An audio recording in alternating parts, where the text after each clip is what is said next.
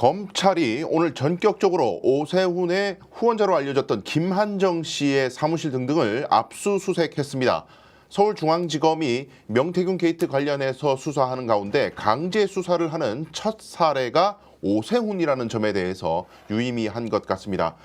먼저 이 김한정 씨에 대한 사무실 압수수색은 큰 의미를 가지지 않겠습니까? 예, 김한정 회장이 이제 누군지 먼저 봐야 될 거. 오랫동안 오세훈 이제 서울시장의 후원자로 알려져 있고 외부에는 후원 회장이다. 네. 이 정도로 이제 그 활동을 많이 하신 분이고요. 재력가이고 그리고 제주도에 이제 별장이 있고 이 별장에는 김종인 전 위원장이나 그리고 명태균 대표의 가족들이 이제 함께 갈 정도로 매우 이제 친분이 있던 그런 이제 관계에 있었고 김한정 회장이 이제 지난번에 강희경 씨에게 이제 여론조사 비용을 계속 이제 네. 보내줬다라고 하면서 3,300만이 줬다 이제 이렇게 했는데 네. 지금 이제 서울 동작구 제주도 자택 그리고 이제 여의도 사무실까지 압수수색을 했다는 것은 이제 오세훈 시장을 정면 겨냥한 것 아니냐라고 이제 이렇게 볼 수 있겠습니다. 그런데 왜 이제 오세훈부터 시작하느냐가 좀 예. 이상해 보입니다. 검찰이 지금 어떤 수사를 하더라도 저는 기본적으로 의심을 하고 보는 쪽에 있고요. 왜 오세훈이냐? 홍준표가 아니잖아요. 네.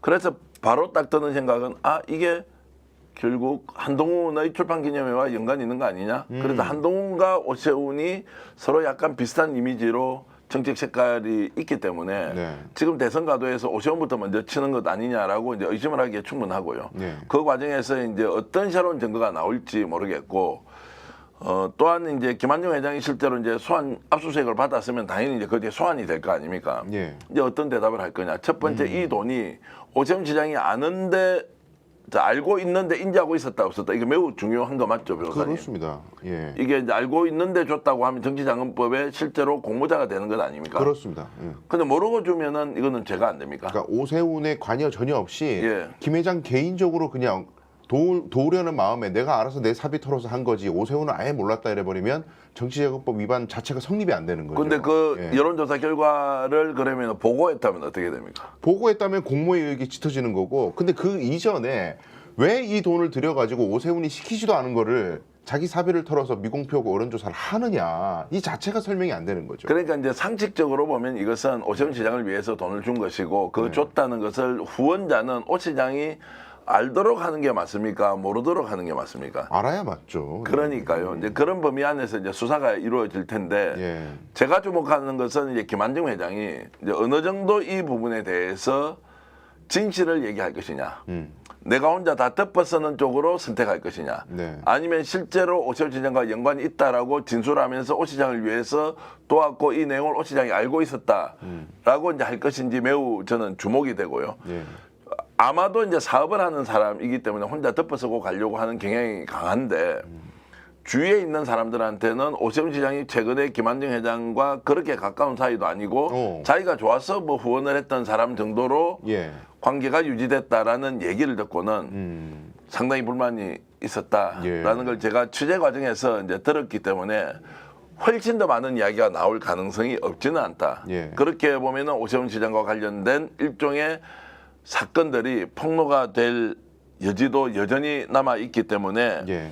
이제 김한정 회장이 어떤 발언을 하느냐, 어디까지 얘기를 할 것이냐는 매우 중요한 사안이라고 저는 봅니다. 예. 그리고 이제 중요한 것이 홍준표 시장도 마찬가지 구조의 사건을 갖고 있습니다. 미공표 여론조사를 대구시장 선거 당시에 뭐 박재기 씨나 등등 이런 사람들을 통해 가지고 비용을 차명 계좌로 주는 이런 의혹들이 지금 제기돼 있는데 어쨌든 오세훈 시장도 그렇고 홍준표 시장도 그렇고 똑같이 미공표 여론조사를 다른 사람의 이름으로 돈을 주는 이런 행태를 보이고 있는데 이게 여론조사가 떳떳하지 않은 것이기 때문에 이런 이상한 편법을 쓰는 것이 아닌가 이런 생각도 듭니다. 돌려치기 하는 이유는 네. 원인이 있을 거 아닙니까? 들키지 않고 제3자가 줬다고 짬짬이만 되면 이것은 덮고 넘어가기가 제일 쉬운 거 아닌가요? 그렇습니다. 돈을 받고 여론조사를 한 것이고 그러니까 실질에는 돈을 받아야 하고 그리고 형식 논리로는 제3자가 준 것이니까 내용을 살펴보지 않으면 뭐 자기들끼리 여론조사 했구나 이렇게 이제 끝이 나는 건데 그것은 뭐 의혹이 짙다기보다는 실질적으로